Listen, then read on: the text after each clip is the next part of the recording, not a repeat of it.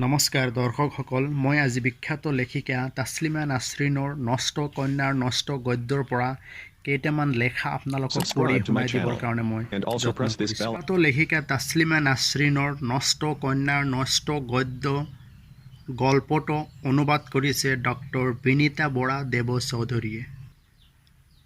কিতাপখনৰ এটা চেপ্টাৰ আছে ঘটনা দুৰ্ঘটনা।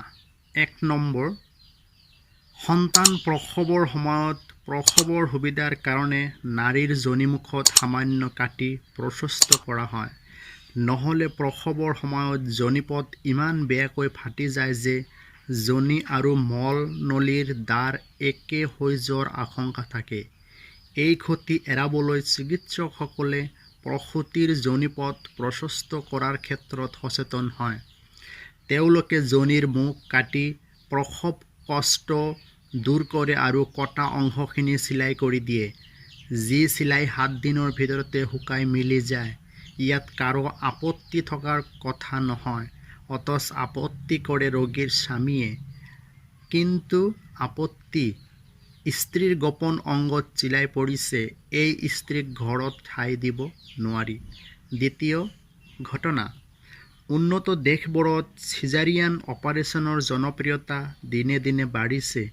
যি নাৰীৰ 8-10টা সন্তান জন্ম দিয়াৰ প্ৰয়োজন নাই, তেওঁৰ চিজাৰিয়ান অপাৰেশ্যনেই অধিক নিৰাপদ আৰু যুক্তিপূৰ্ণ। ইয়াত নাৰী নানা ধৰণৰ বিপদৰ আশংকাৰ পৰা মুক্ত হয় আৰু তেওঁৰ সুস্থতাও যথাসম্ভৱ ৰক্ষা পৰে। কিন্তু তাত অধিকাংশ পুৰুষৰে আপত্তি। নাৰীৰ তলপেটৰ মসৃণতা নেদেখিলে বোলে স্বামীসকলৰ মন নভৰে।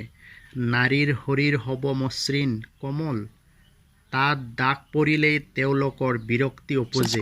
তেওঁলোকে কয়, পেট কটা ঘৈণীলৈ ঘৰ কৰিব নোৱাৰি।